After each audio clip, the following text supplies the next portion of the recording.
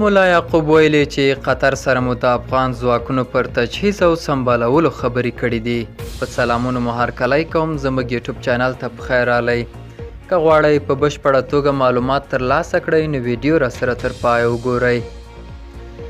د اسلامي امارت د دفاع سرپرست وزیر ملا یعقوب مجاهد چې تازه د قطر هیواد له سفر څخه راستون شوی وایي قطر ته د خپل سفر پر مهال له قطري چارواکو سره د افغان ځواکونو د معاشاتو، یونیفورم او د سرحداتو د ساتنې لپاره تخنیکي وسایلو، وسایطو او نورو موضوعاتو په اړه خبرې کړې دي.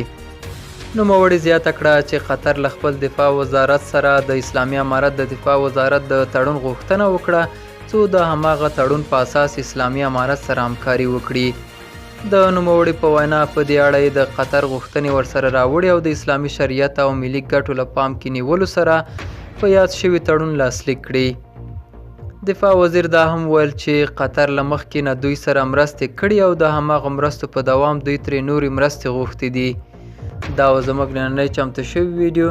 تر بیا ښه وخت، ښې چارې.